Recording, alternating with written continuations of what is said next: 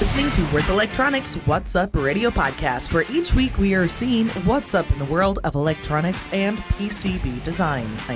We'll be checking in with leading industry experts and our very own Würth Elektronik technical specialists, and they're going to shine a light on our topics such as energy harvesting, wireless power transfer, EMI issues, and so much more. Tune in to get technical design tips and applications during your commute, at your desk, or wherever you might be with Würth Elektronik's What's Up podcast. Like many engineers, have you ever designed a crystal circuit and it works perfectly in your lab, but when it was time to get the design to mass production, you're suddenly running into issues? Well, in our new presentation with IQD, we're going to first start with a quick note on the PCB and then have a discussion about how to ensure the system is not vulnerable to process variance in production. Enjoy today's podcast, Practical Measurement of Crystal Circuits. My objective today is to give you some tips on how to avoid a large scrap pile when you move into mass production. So let me begin with a story. Quite a few times in my career now, I've been working with customers that are doing really large volume stuff. So the guys that are doing consumer electronics, where the production volumes is sort of millions of pieces per quarter. And when you do those kind of volumes, obviously even a really low failure rate results in pallets and pallets of scrap material. And that's often manufactured for us, a subcontractor who's got some contract where they have to deal with that scrap material and they get rather hot under the collar about it. And the problem that we have is that normally in that situation, you guys have done a pre-production run. You may even have made a few thousand pieces and you found no problems at all when you were doing that. So something's happened when you moved into really large volume production. What the subcontractors have said is that they take the crystal off, they swap it for a new crystal, the fault goes away, so therefore it must be the crystal that's at fault. So it must be my problem, yeah? But the problem is that when they send the crystal back to me and I do some tests, I find that the crystal is perfectly fine. It's within the specification that you asked for.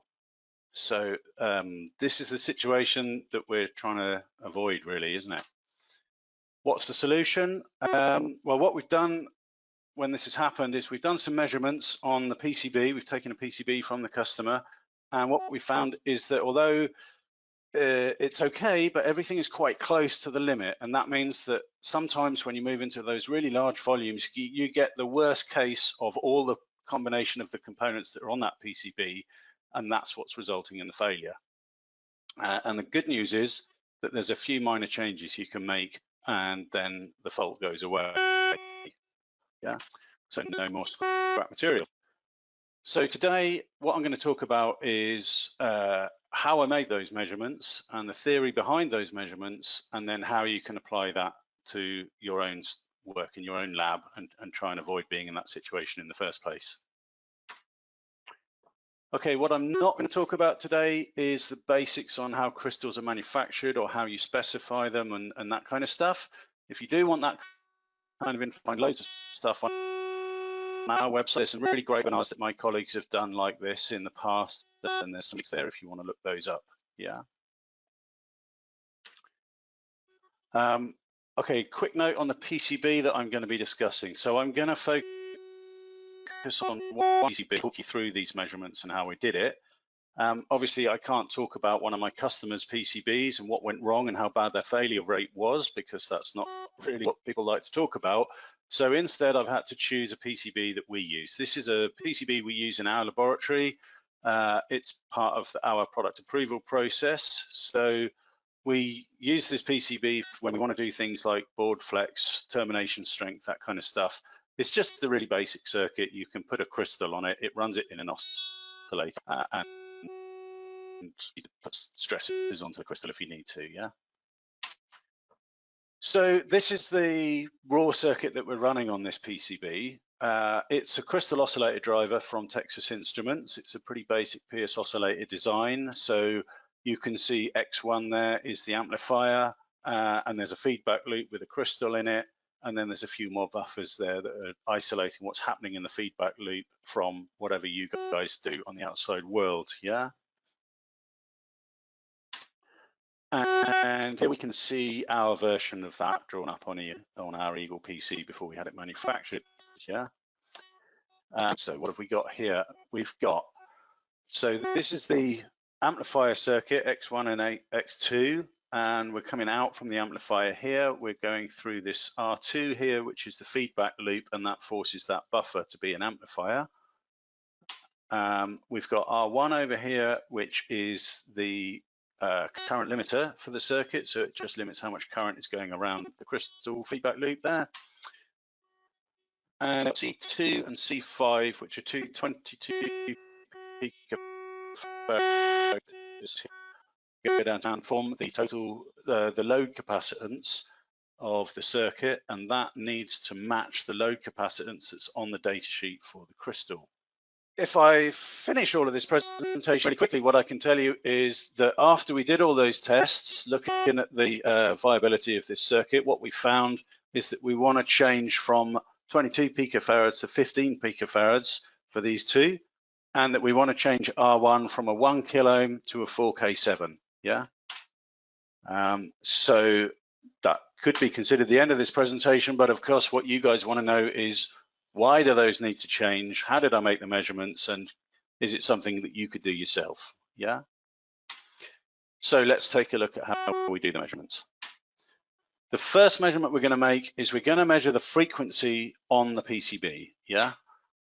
Pretty obvious why we need to do that. The component that we're discussing is a crystal. It's designed to make a frequency. It runs on your PCB, so we better find out how it's running. We better measure that frequency when it's on the PCB. Yeah. Some considerations you need to think about if you're going to do this type of measurement.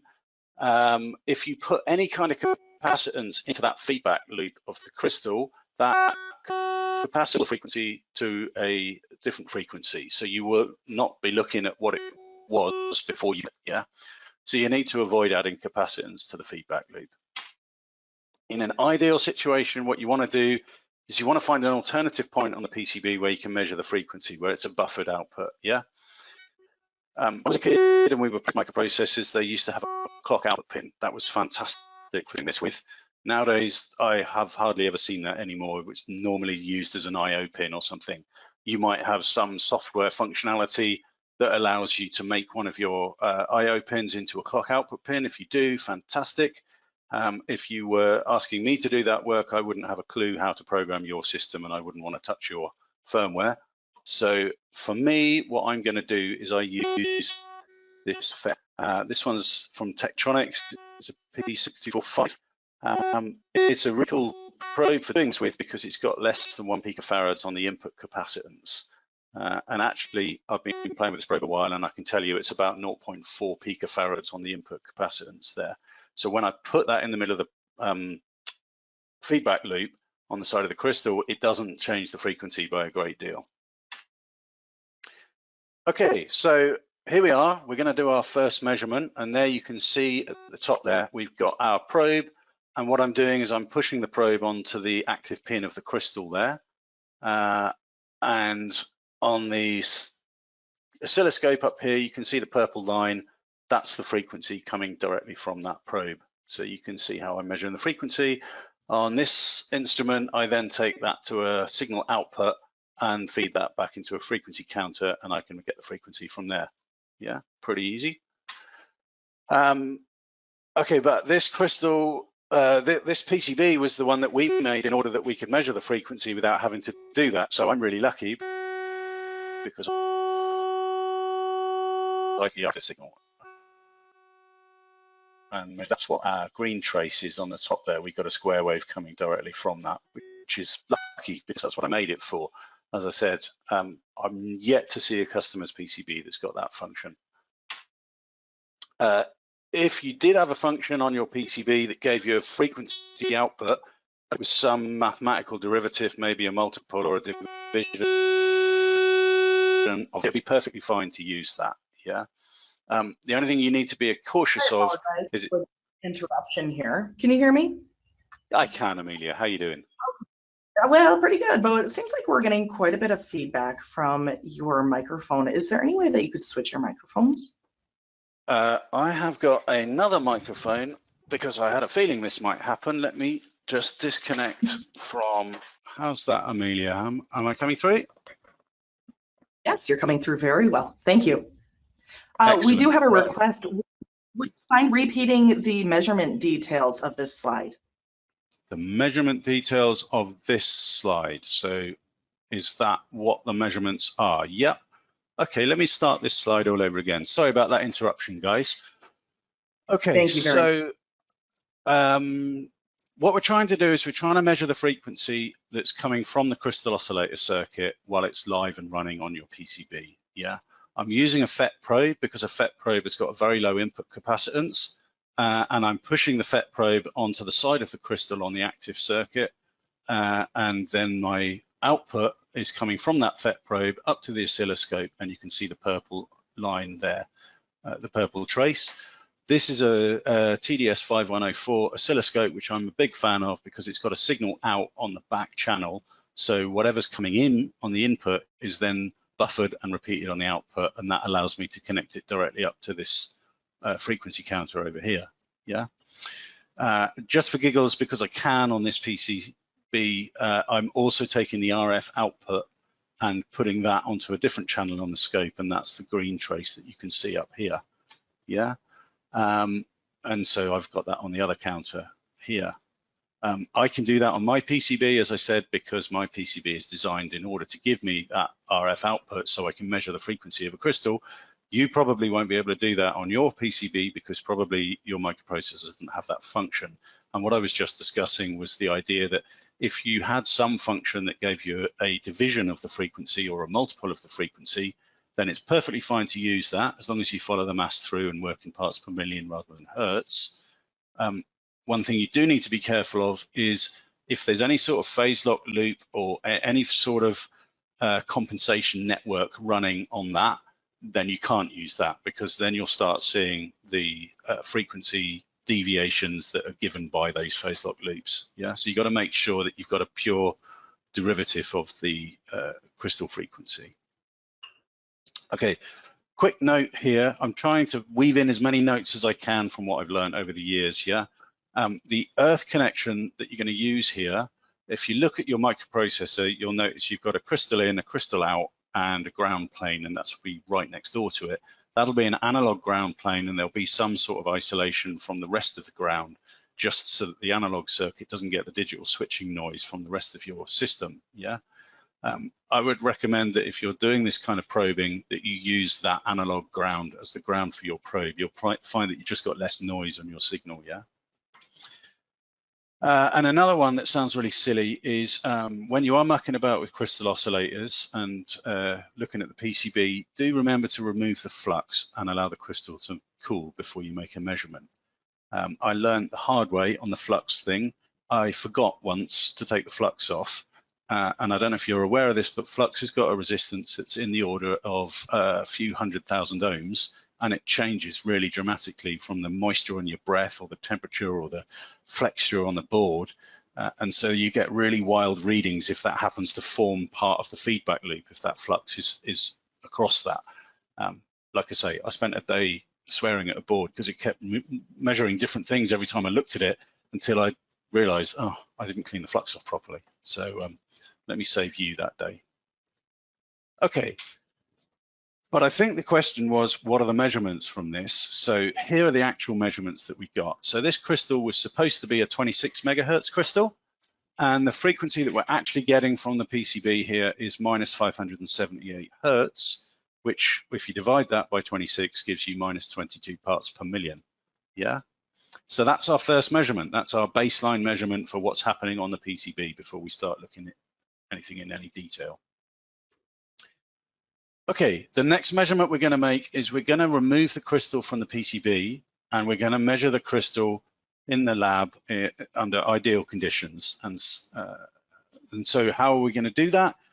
What I'm going to use is this equipment that's called the Saunders 250B. There are other guys that do similar equipment. It's actually a network analyzer on a card. So it broadcasts a frequency from one channel.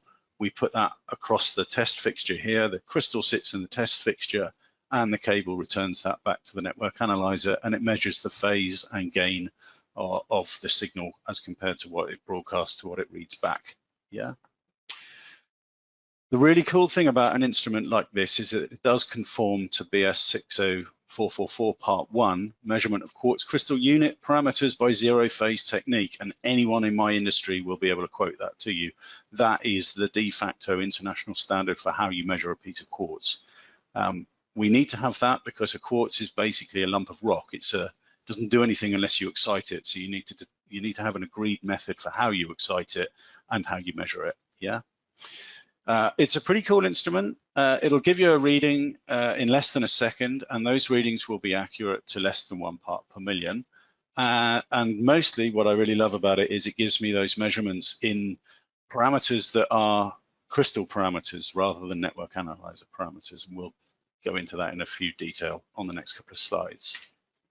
Okay, how are we going to do this measurement? Pretty straightforward. We're just going to desolder the crystal from the PCB. We're going to wait for it to cool down, and then we're going to make the measurement. What I've said here, officially I'm supposed to say 24 hours to let it de-stress and cool down before you make the measurement. In truth, probably if it's a small crystal and you weren't too heavy with a soldering iron, you probably need to wait maybe 40 minutes, an hour for it to settle down. If you are making the measurements, what you'll notice is that the frequency keeps changing, and when it stops changing, it's probably because it's finished cooling down, and that's probably accurate enough for what you need. Temperature is really important for crystals. Crystals do change frequency over temperature. So in our lab, everything is 25 degrees. In your lab, you need to make sure you've got somewhere close to 25 and that it's an even temperature. Yeah. Okay, so let's go ahead and use that instrument. So what we've got here is that instrument on the bench. The card is sat in the back of the PC. The cables are coming down onto the test fixture. I've got a green PCB and I've got a box full of those for all the different crystal sizes that we do. And over here, you can see the software output. So it's telling me the measurements of the crystal that's underneath that little white arm there. And here we are with the actual measurements. So I'm going to talk you through these, and then the next slide, I'll try and give you some meaning for these. I'm hoping to try and make it all a little less cloudy if you don't work with these numbers all the time.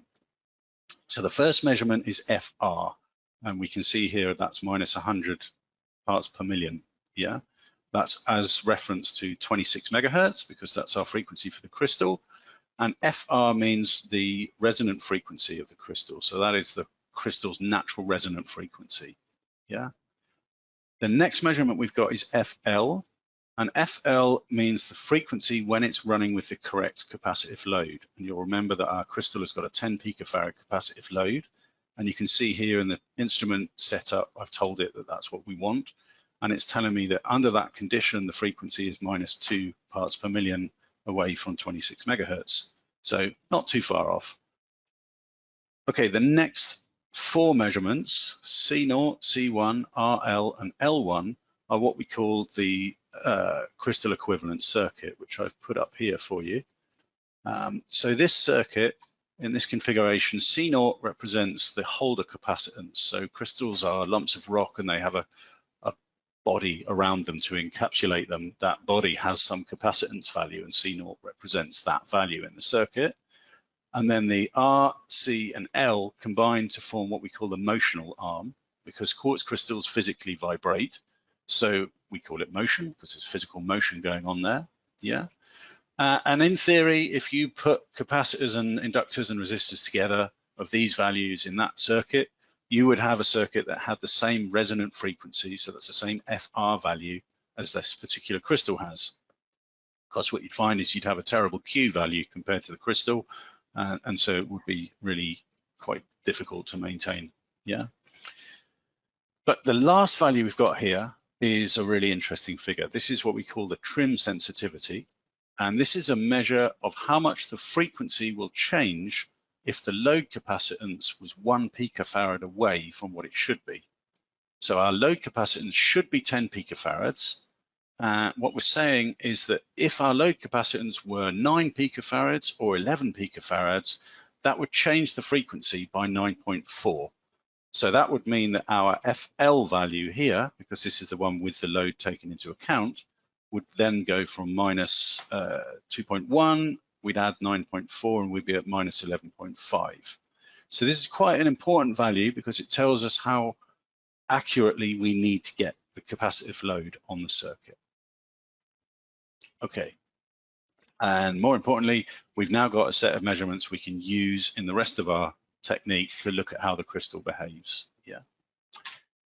So I think that if you don't work in my industry and you don't look at crystals every day, perhaps those numbers are a little bit alien for you. And I tried to think of how they might be, how I could try and give you some visual representation of what they mean. So here I'm using the same instrument and I'm using it in a more conventional network analyzer setup. So we've got a sweep on the x-axis here that goes about 26 megahertz. So we're going from just below to just above 26 megahertz. That's our crystal resonant frequency. And the green line represents the losses, or as seen between what's broadcast from the network analyzer and what comes back. And what you can see is that there's a point here where the losses are the least, yeah? And that is in fact our FR measurement that we saw first. So that's our minus 101 parts per million away. And you can see that's a minus value because it's just below 26 megahertz, yeah? And on the other side here, on the slope coming down, you can see I've put a marker exactly where our minus 2.1 FL value is here. And so I'm trying to help you understand where that is. Again, it's just below the 26 megahertz line because it's only 2 parts per million below. And our trim value that we just talked about, yeah, that is actually proportional to the slope that's on that graph at that point, yeah. The other thing that's interesting to note here is you've got the phase marked out in the blue, and the phase shift is about 180 degrees phase shift at the frequencies that are between these 2 points. So our oscillator circuit that we're using is called a Pierce oscillator circuit. It relies on an inverting buffer, and the crystal has to have a 180 degree phase shift itself. They combine to make 380 degree phase, and that's how we get our amplifier through. And that has quite a neat effect because it makes it much harder for frequencies that are outside of this range to be amplified, yeah? So I hope that slide puts some relevance to the numbers that we were looking at in the previous slide. That was my intention with this one. Okay, but the really important thing is if you were able to pay attention, then the frequency that we measured when we were on the PCB was minus 22 parts per million, and the frequency off the PCB of the crystal on its own is minus 2 parts per million. So we got a 20 ppm shift in frequency happening, and we need to understand why that's happening, yeah? So I apologize for this slide. It's going to end up with a lot of numbers. I really should find a better way to do it, but today is too late. So here we go. We have a requirement to make 26 megahertz, and the PCB and the crystal is specified to have 10 picofarad load. Our circuit here takes advantage of 22 picofarads, which if you combine those together to make the CL value using this formula, it comes out at about 11 picofarads. And that's not far away from 10 picofarads, is it? So it should be okay, yeah? No. The first thing you need to take into account is that that's not the whole story, because there is also a lot of stray capacitance on your PCB. So PCBs themselves have got stray capacitance. The copper tracks obviously form capacitance between the different layers. And also the IC has got capacitance on the input here. And so the combination of all of those need to be taken into account when you work out what value capacitors you're going to use here. Okay, here we go. So originally, we made our measurement using two 22 picofarad capacitors, and we said it was minus 22 parts per million. And the thing is, we didn't ever want that to be 26 megahertz dead on. First thing you need to recognize is that you're trying to make that the same as the frequency that it is when you measure the crystal in isolation. So we need to go to minus 2 parts per million. Yeah, you don't want an offset between what the crystal is and what's happening on your PCB. The problem is the stray capacitance, and because we've calculated the trim value in our measurements, so we know how many ppm the crystal is going to shift if the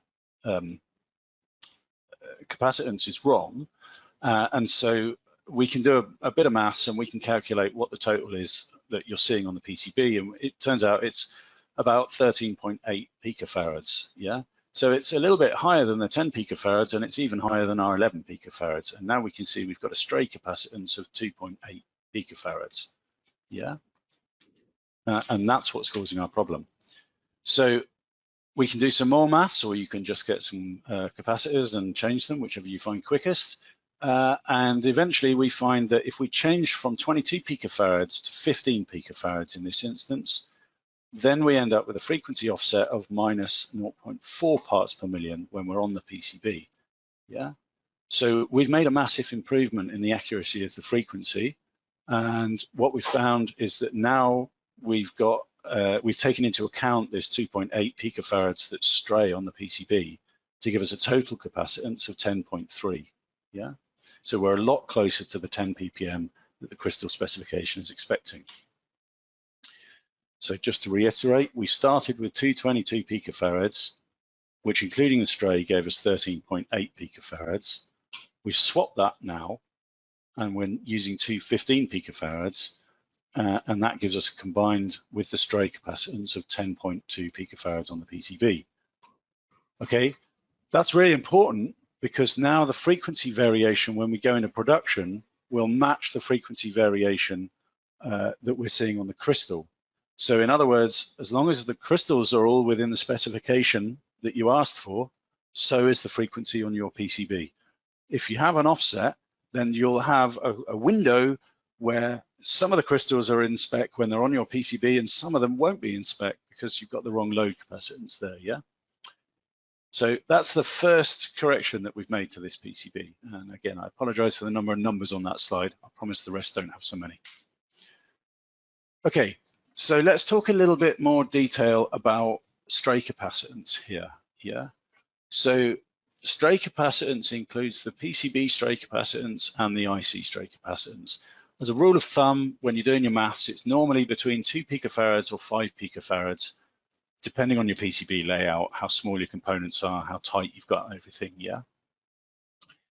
And in the graph on the right, what I've showed is two crystals, both normalized to run with 30 picofarads. So you can see the frequency deviation is normalized to 0 at 30 picofarads load, yeah? The black line represents a really big crystal. It's the biggest crystal that we sell at the moment. And the red line here represents a smaller crystal, a 3.2 by 2.5 crystal, yeah? And so what we're plotting here is how much the frequency changes if the load capacitance is moved away from what it should be, yeah? And what I want you to take away from this is that the larger crystal here, the frequency deviation for the same change in load, the frequency deviation is much, much bigger. So this effect of trim capacitance is much worse on big crystals, yeah? And the other thing that I want you to take away from this is that if I were to change from 30 picofarads to 25 picofarads, the graph for both crystals is relatively shallow change in frequency. But if I change from 15 to 10 picofarads, you can see that the chart is starting to show a much steeper gradient here. So in other words, when you run a circuit with a low capacitive load, then that issue about the trim capacitance becomes a much bigger problem than when you ran with a much bigger load, yeah?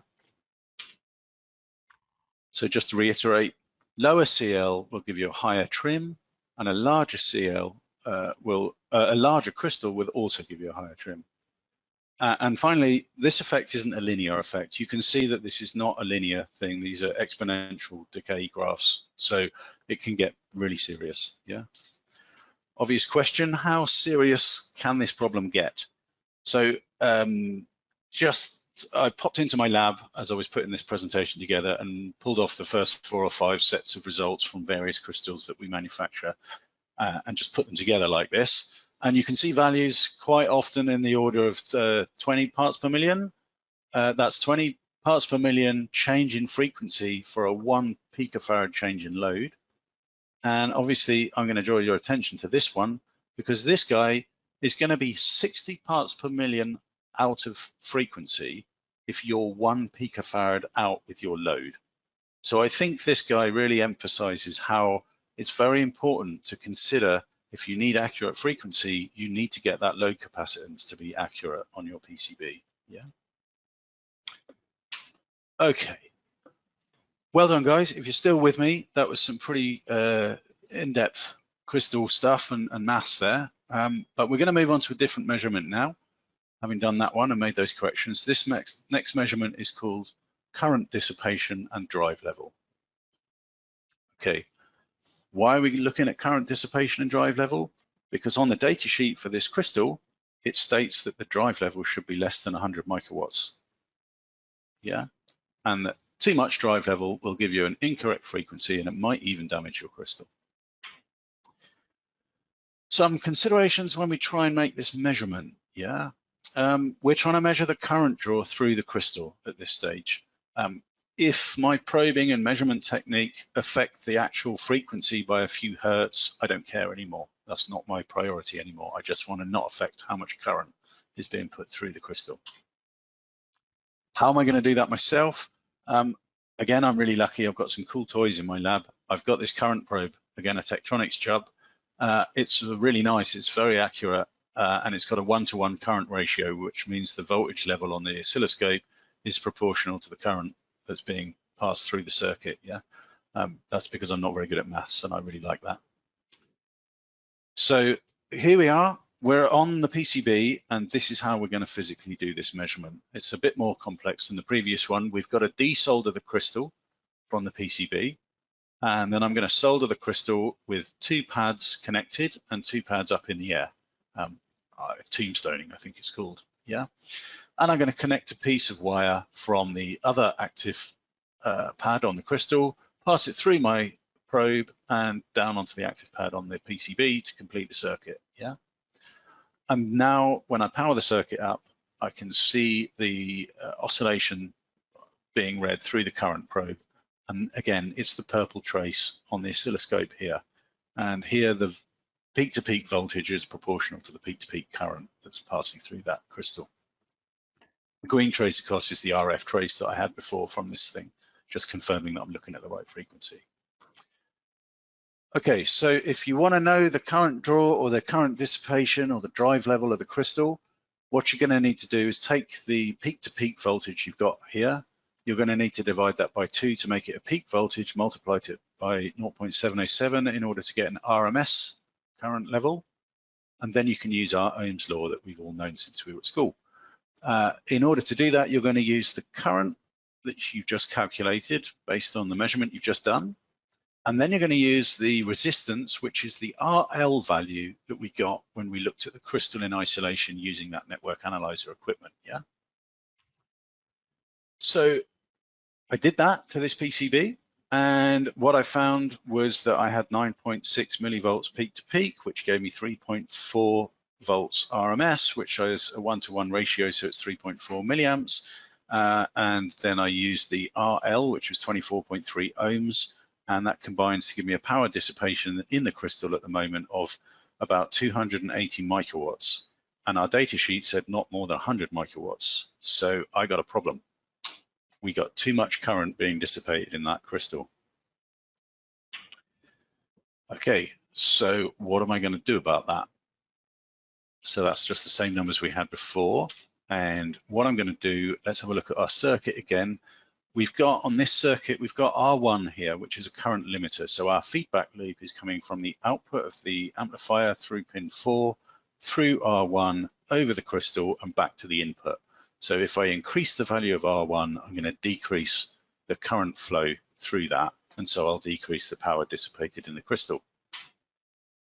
And by mucking about with a few values, I was able to experiment and find that if I change that to 4K7 as a value for R1, then the maths plays out and I end up with 64 microwatts being dissipated in the crystal, which is nicely below my 100 microwatts on my data sheet.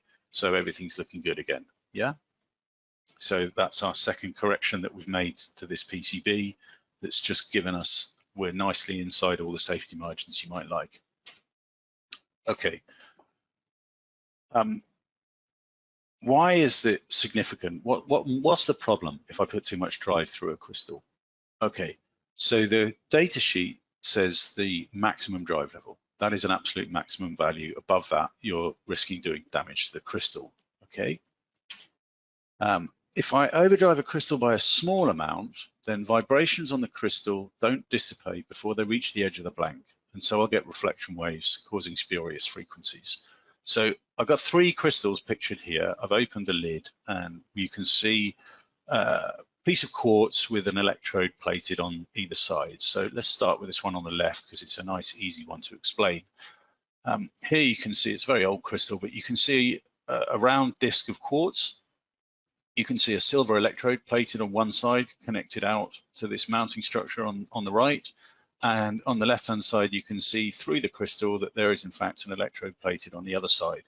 So the active area of the quartz, the piece that's doing the electronics, is directly beneath those 2 electrodes.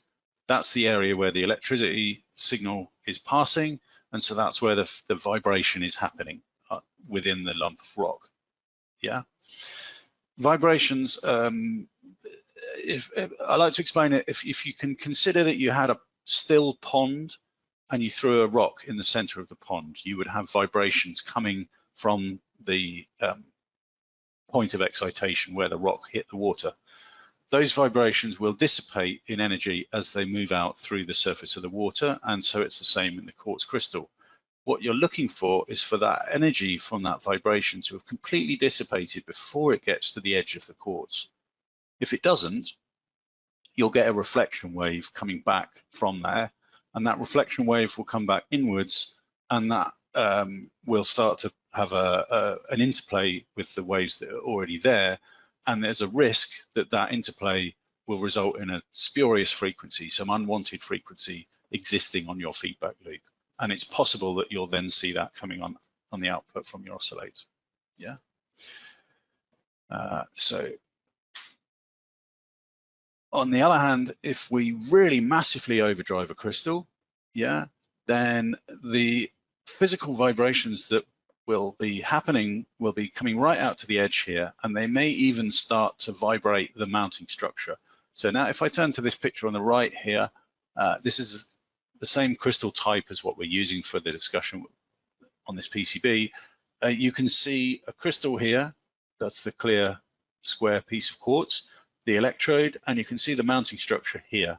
So if the vibrations that are supposed to be contained underneath this plate and allowed to dissipate before they reach the edge of this, if they were, they may even start to vibrate so much that they start to rip apart this mounting structure.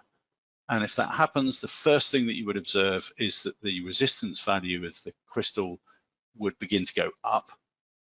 And finally, I have once in my life seen a crystal where that mounting structure was completely fractured, but they're so close together that it was actually acting as a capacitor that was in series with the crystal.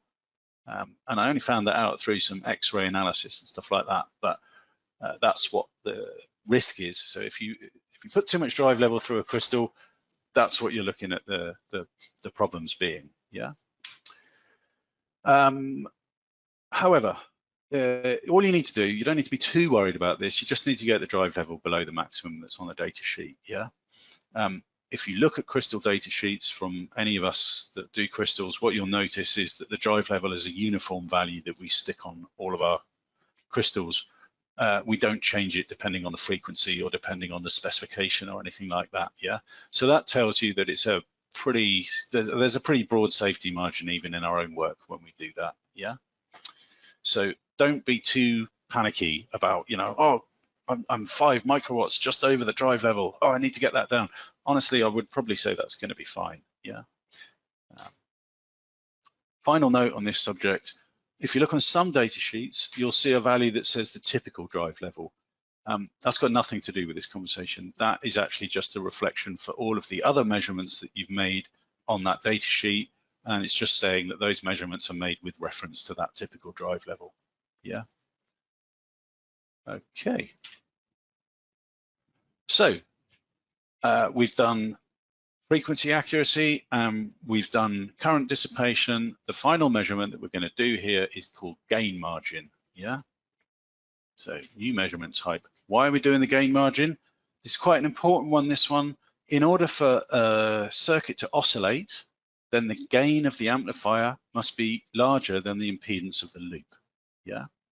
So the amplifier amplifies the signal, and the crystal network loop has got losses in it. So what's coming on the output from the amplifier is fed back through the crystal and back to the input. Obviously, if the losses that are seen here are greater than the amplification here, then it won't get going. It won't amplify and it won't oscillate. Yeah. How are we going to make an assessment of that? How are we going to make a measurement of that phenomenon? Yeah. Well, what we're going to do is we're going to look to find a ratio of the gain of the amplifier versus the losses of the loop. And in order to do that, we need both numbers to be in the same units. So we're going to need to have a negative resistance value for the amplifier gain. So that's an ohmic value. Because it's a gain, it's going to be a negative ohmic value. And the impedance of the loop is the crystal R value, the resistance value that we measured when we measured the crystal off the circuit. Yeah. And if we divide one by the other, then we get a negative resistance ratio. Yeah. And now I've got it in a number. Now I can tell you that if that number is greater than 1, then the circuit will oscillate.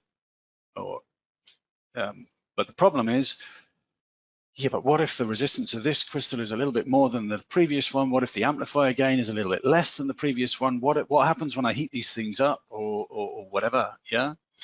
So actually what I'm going to tell you is that you need that negative resistance ratio should be a greater value than 3.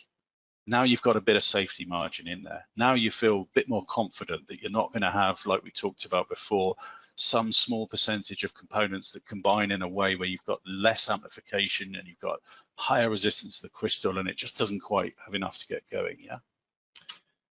Well, actually, I'm going to tell you that I really want that value to be 5. When I make those measurements on other people's PCBs, if I see the values greater than 5, I think, yeah, that's great. I feel really confident. If I see the values greater than 3, I might tell you that you probably want to have a little look at that. You might be able to eke a bit more and push it up to 5, and that will be safer, yeah? But if it's greater than 5, everything's great. So considerations when we try and look at this kind of stuff. So small crystals have got a higher resistance, so the negative resistance ratio will be less. That's quite relevant in today's world as everybody is now trying to get components smaller and smaller and smaller. And so if you did this kind of work a few years ago with a crystal of one particular size, you can't just take those values and reuse them in a modern circuit. If you change to a smaller crystal, you're going to need to look at this again. Yeah. How am I going to do this in the lab? Well, it's pretty easy, to be honest. I'm going to take the crystal off and I'm going to add a series resistor in circuit with it, and I'm going to keep doing that with bigger resistor values until it stops oscillating. So here we go. Here's a picture of how I'm going to do that measurement. And again, what I've done is I've tombstoned the crystal here. So he's stood upright, and I've got a resistor in series with the crystal to complete the circuit. And I'm going to power the thing up after it's cooled down and I've cleaned it all off. And yep, you can tell me that I didn't clean this PCB very well. Actually, that's flux off residue, and this camera just seems to have caught the light on it particularly badly on that photo. So what I'm going to do is I'm going to power the circuit and I'm going to make sure it starts. Yeah, startup here is much more important than continued oscillation, which is one reason why I don't recommend using a pot in this circuit. Some people will tell you that you can do this with a pot and you just wind the value of the pot up until it stops. I don't think that's very safe, because at the point when you very first start a crystal oscillator circuit, what's happening is that the amplifier begins by amplifying white noise, Johnson noise, thermal noise that's in the system, and then the crystal acts as a filter, blocks all of those frequencies apart from its resonant frequency. Yeah, so that's a really sensitive moment when that oscillation is getting going. It's the hardest part for a crystal circuit to work. Yeah, so by always looking at the startup, you're always looking at the worst case, the most flaky part of the measurement. Yeah. Another reason why I don't recommend using a pot myself is because pots have got capacitive and inductive elements inside them because of the way they're manufactured and designed. And they've also got a really nasty hysteresis effect. So, you know, if you turn it one way and it's one value and you turn it quarter of a turn the other way and it doesn't start to change for a bit, I just find it's a lot cleaner if you just put fixed resistors onto the PCB like this and keep going with higher and higher values until you switch the circuit on and nothing happens, and then go back to a value a little bit lower, and that's the value you're looking for. So here's the actual measurements that I made on the PCB that we've been looking at. So what I found is I can get 4,500 ohms in series with that crystal, and it's still just about starting up. Anything higher than that, and it doesn't start up anymore. Yeah. I've got a measured RL value earlier on that we had for this crystal, which was 43 ohms, but that's not the RL value that I'm going to use. I'm going to use the maximum resistance value from the data sheet, which for this crystal is actually 100 ohms. So I'm going to take 4,500, divide it by 100, and I've got a negative resistance ratio of 45, which is well over the 5 that I was looking for, so I'm really happy about that. Yeah. That's not surprising because I'm a crystal oscillator guy and I've designed the circuit to drive a crystal oscillator. I wasn't designing the circuit to minimize the current draw, and I wasn't doing anything funny like that. So it's quite high value. In reality, your PCB will be probably a bit lower than that, yeah. But there we go. So we did a measurement and we got a thumbs up for that one. Okay, gain margin. Let's talk again about why I used the resistance that was on the data sheet, the maximum resistance, rather than the resistance that I measured on the crystal, yeah? So for that specific crystal that I'm using for this presentation, I just popped in the lab again and pulled off some results, and I happen to have some results that show 125 samples of that part number being measured, and this is the distribution of the resistance, yeah? And you can see that it's a sort of Gaussian distribution with a mean value. And in fact, my value of 24 was quite high. The mean value, I may have ended up using a crystal that had a value of 15 ohms or something like that, because that's my mean here, yeah? But what you can see worst is that I got this one part in 125 that's got a 40 ohm resistance. So if I used 24 ohms to do my maths, and I had been marginal, I might not have been able to start up with this 40 ohm part, yeah?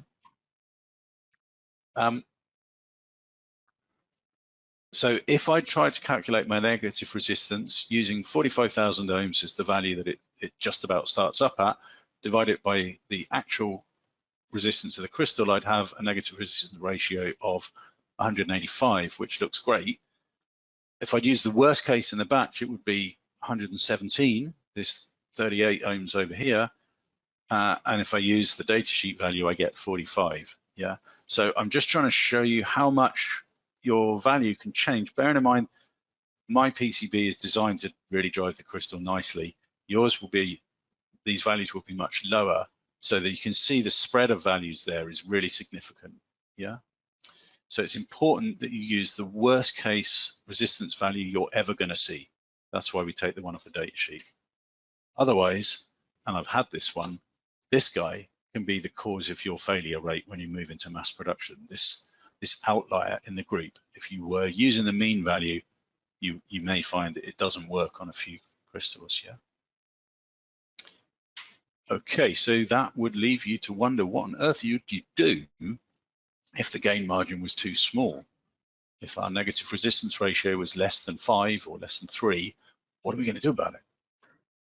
Okay, first thing you could try is, I want to tell you, you could use a bigger crystal.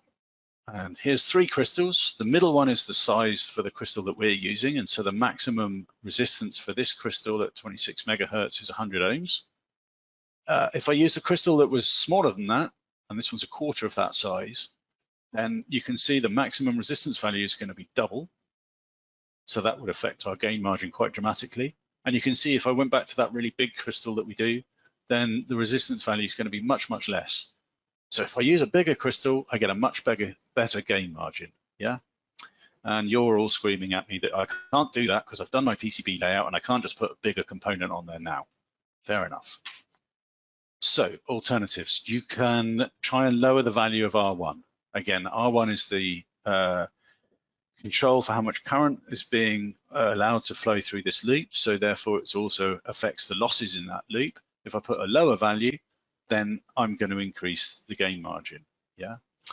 Trouble is, of course, that affects the drive level, and as we saw in this particular circuit, was a bit difficult. So you may have to play around with the ratios and see if you can get a ratio where your drive level is below the spec and your gain margin is above what you need it to be. Yeah. Well, there is a third method. Yeah. The third method is you can change to use a crystal with a lower CL value. So we're using a 10 picofarad CL value. I can use a crystal with a lower CL value, and what that will do is it will lower the losses in the loop. So obviously, if I use a lower CL value on the crystal, I'm going to change these capacitors to be a lower value. And what that means is that the losses within that loop are going to be a lot less. Yeah. The downside of doing that is that the trim value is going to go up. You remember the trim value we talked about in that graph where I showed you if you use a lower CL, then you have a higher trim value. So that means that you're going to need to be really, really accurate with your capacitor values and your stray PCB calculation. Otherwise, you're going to be running off frequency. Yeah. Now, the final point there, talking about how using lower capacitors gives you less losses in that loop. I'll be honest with you, when I first came across that a few years ago, I found that a little bit of a difficult concept to understand. So let me try and explain that in a bit more detail. The capacitors here are a leakage to ground. This is an RF circuit. It's running at around 26 megahertz. So if I look at the capacitor's reactance formula, it's 1 over 2 pi FC. F being our 26 megahertz, C being the value of the capacitor. And if I do some calculations, you can see that our 22 picofarad capacitors that we were using here, they actually have a reactance value of 278 kiloohms. So what that means is at 26 megahertz, they represent a 286 kiloohm resistor down to ground. So that's some loss in our feedback loop that's happening there, yeah? And you can see, I've just calculated the reactance value for a few different capacitors, plotted them on the graph here so that you can illustrate the fact that if you use a lower capacitance, then the reactance goes up. So therefore the losses down to ground are less, yeah?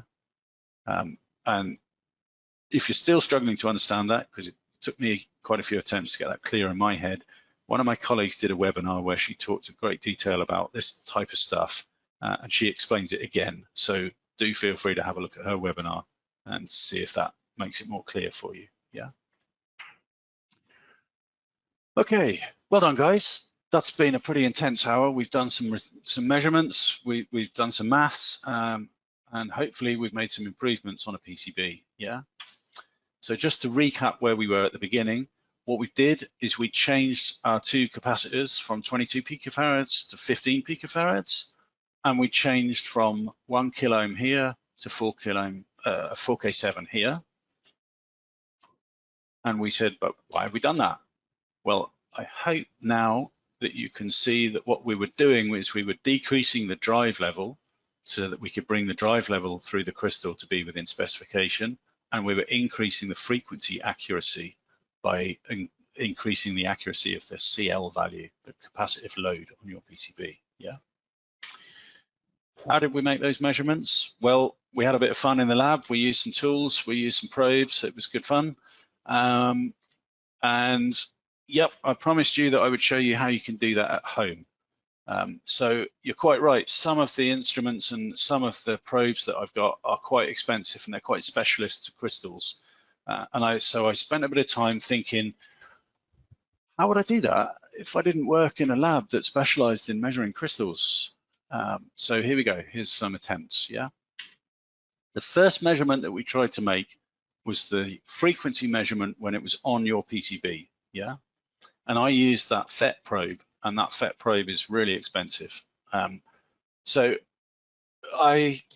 me and my colleagues, we kind of scratched our head and wondered about different techniques. We tried a few different things, and in the end, what I found is that I had an EMI sniffer probe, and I connected that to a spectrum analyzer, and I put the sniffer probe near the crystal, and I can make a frequency measurement using that. I can pick up on the frequency from the circuit, yeah?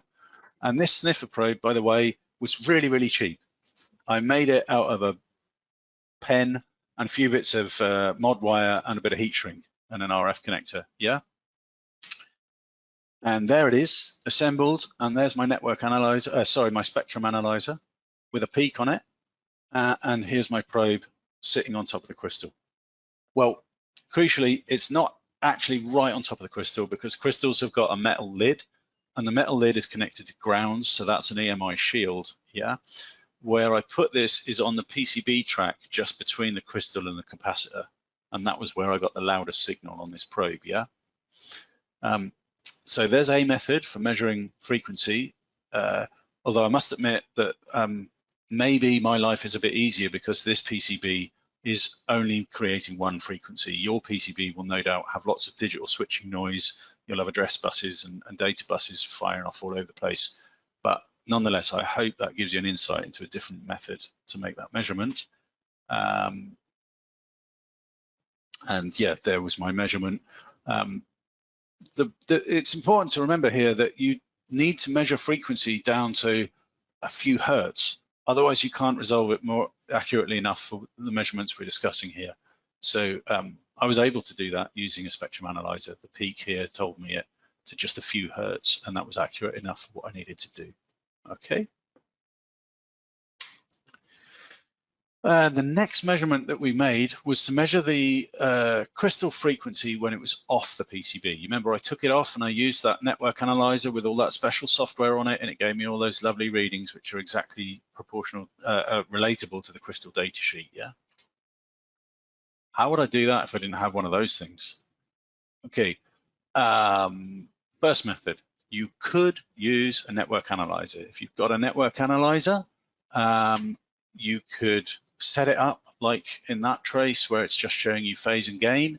I showed you where the peak was, where the FS measurement is. The CL value you can take from the data sheet. You will need to build a pi network because the 50 ohm output from your network analyzer needs to be translated into something better, which is 12.5 ohms. And if you look at the international standard I talked about earlier on, that's 60444 part 1, it lays out exactly how to do all of that. It even tells you the proportions of the test fixture to use to make this measurement, what the values are for the pi network, and there's a ton of formulas in there, and I guess you could probably do the maths and work it out yourself. Although, I've got to be honest with you, I don't fancy doing that maths myself.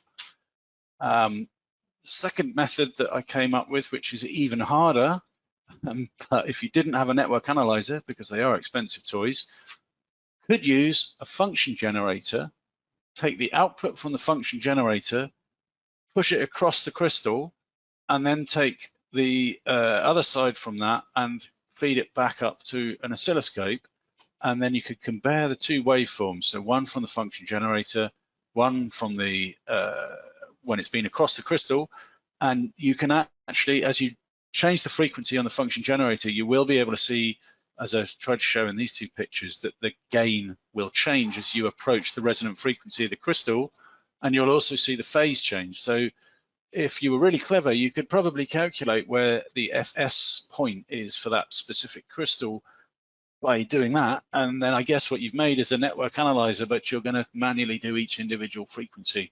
So in theory, it should be possible to do that, although let's be honest here, that's a ton of maths and really complicated.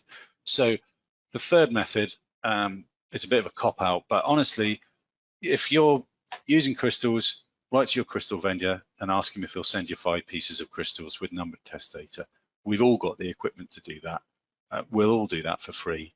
If you want to do these types of measurements, let me send you 5 crystals. I'll number them 1 to 5. I'll make those measurements for you, and then you can put that on your PCB and use that in your measurement system. And I'm sure whoever you're using is going to be quite happy to do the same. Yeah. Okay, so the next measurement that we made was the current dissipation and the drive level. And you'll remember that I used that current probe where I passed the wire through the middle of the probe and it had a 1-to-1 voltage to current ratio. Yeah.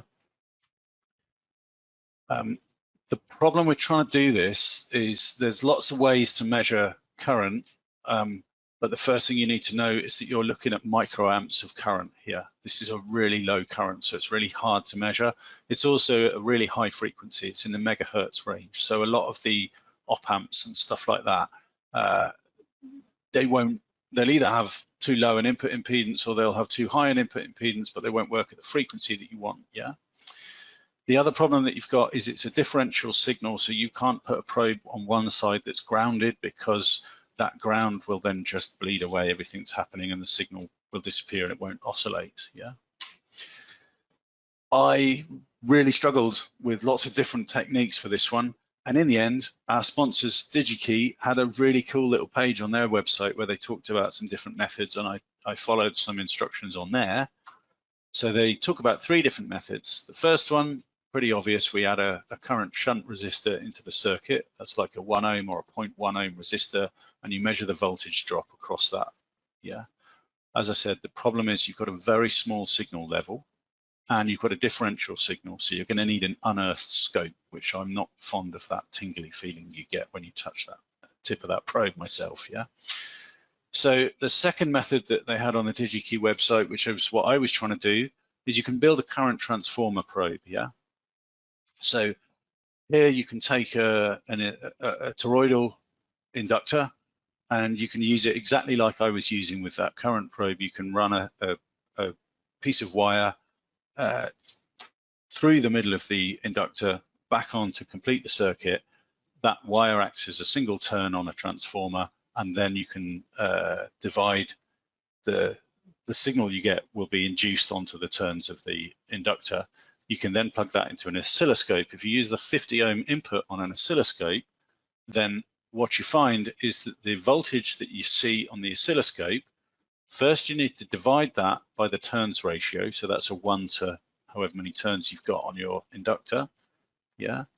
To take that one out. And the second thing you're going to do is convert from current, to find the current, you'll need to convert from voltage into current. So you're going to divide it by the resistance, and that will be the 50 ohm input on your oscilloscope, yeah? Having done that, you can then take the value that's on your oscilloscope, and you can see that that is the peak to peak current that's traveling through that piece of wire that you're measuring. And then you can do like we did before. You can divide that by 2 to make it a peak value, multiply it by 0.707 to find an RMS, and then work with the crystal resistance value that you've got. And I was right in the middle of doing that. In fact, there it is. There's my probe that I was trying to build there using a toroidal inductor there. You can just about see my piece of mod wire up from the crystal again up here. And I was just going to show you guys the measurement that I got, and it was all going swimmingly well when I knocked the wire, and it was rather heavy, and it snapped and it ripped the crystal and it broke it. So I'm really sorry that I can't show you a finished measurement there, but I can tell you that it was working. It was possible to do it that way, yeah, even with the very low values on a crystal oscillator. The third method that DigiKey talked about is buying a current probe. Yeah, obviously there's lots of current probes out there. Just check the frequency range and the signal level of the one that you're buying, because most current probes are only suitable for using against mains electricity at 50 or 60 hertz, yeah. Okay, the final measurement that we made was the gain margin. You remember that we added that fixed resistor in series with the circuit, and we kept doing it and kept making sure the crystal started up. And when it got to the value, then that was our negative resistance ratio, yeah? There's no reason why you can't do that yourself. There's nothing special about the way that I did that. There's no special instrumentation there at all. In fact, you don't even need an oscilloscope. You can just literally make sure that your system boots up, and then you know it's working, okay? So hopefully that's given you some insights into how you can do this stuff. So final slide from me. Having talked about different ways to look at a crystal oscillator circuit, give you guys an insight into how to make some measurements, and that those measurements are going to help you reduce the losses you see when you move into mass production. They're going to give you the confidence factor that you're well inside the safety margins on everything. I've been doing this type of measurement for many years, so if my colleagues, it would only be fair if I gave you a quick roundup of what I normally see when I look at other people's PCBs. So the CL value, that's our trim value and the stray capacitance on the PCB. I can tell you that 90% of PCBs that I ever look at, the CL value could be improved. So there's almost always scope to use a different capacitor value and make the frequency more in tune with the frequency of the crystal when we manufactured it. Big question for you though is, does that really matter? Do you really need frequency to be that accurate? Yeah. If you're just using it to run a microprocessor, it probably doesn't matter. If you're doing some sort of comms system with another system, then it probably is important to you. The solution to that problem is always to change the CL value. So change the capacitors on your PCB, yeah. Drive level, we looked at drive level, remember, my drive level was really high, and I added a series resistor to bring that down, yeah. It was easy because the PCB layout had that. Honestly, when I look at other people's PCBs, it's very rare that the drive level is too high. It's possible that the drive level is too low, although that will actually manifest itself as a gain margin issue. If the drive level is really, really low, then the gain margin will be low, yeah? And that is quite often caused by using an old oscillator design. As I mentioned before, large crystals have got lower resistance, and that includes the circuits that are within your microprocessor. Sometimes that circuit was originally designed 10 years ago by the IC manufacturer. When they did the assessment of the gain that that circuit has, they were assessing it against larger crystals from that period of time. Nowadays, everything's got smaller, but nobody's really looked at the gain of that microprocessor's amplifier, yeah? Gain margin, yep, measure that on lots of people's PCBs. It's quite a common issue. It's not 50%, but it's 20–30% of boards that I look at. I could make a recommendation to improve the gain margin, yeah? Again, often caused by changing to a smaller crystal. The IC internal circuits are often legacies, I was just saying. So they were looked at by the IC manufacturer when crystals were bigger and had a lower resistance value. And we talked about already some ways to improve that, and we could look at that by going for a lower CL, was probably the one that you guys preferred. Yeah. Okay, final 2 points here. These measurements that we've just been talking about, yeah, they don't work if your IC includes some complex automatic gain control circuit. I once saw a microprocessor that when you first powered it up, for the first 5 milliseconds, the capacitive load was really, really low, and then it switched in a bank of capacitors 5 milliseconds later. The idea was that it gave your crystal an oomph. It gave it a really large gain on that first startup, yeah? Just wait for that car to go by. So if your oscillator is doing something like that, then obviously you're going to need to take that into account, because that affects the frequencies that you're seeing, yeah? So that one caused me some problems. And finally, you're buying a crystal because you think you want a really accurate frequency. That's the most common conversation I have with people when they buy crystals. You want a really accurate frequency. You'd be surprised how many times I look at microprocessors, and in the data sheet somewhere, I find that there is in fact a register where you guys can program a value into the register, and that will correct for a frequency offset caused by the crystal, yeah? If you really need accurate frequency and the CL trim value thing is an issue for you, then I would like to suggest that you could try and do that. I realize that in production, you're going to say, oh, it's another process. I've got to assemble it and then measure it on the PCB. And that's really difficult to do in production. Well, yeah, it is, but it just might be something you want to consider because it's a function that's on your system, yeah? You can find the entire line of crystals and oscillating products available at Würth Elektronik online. For any questions, click on the icon to talk to our live chat team. To view the materials and replay the video, check out our YouTube page. You're listening to Würth Elektronik's What's Up radio podcast, where each week we are seeing what's up in the world of electronics and PCB design. We'll be checking in with leading industry experts and Würth Elektronik technical specialists. We're going to shine a light on interesting topics such as energy harvesting, wireless power transfer, EMI issues, and so much more. Tune in to get technical design tips and applications during your commute, at your desk, or wherever you might be with Würth Elektronik's What's Up podcast.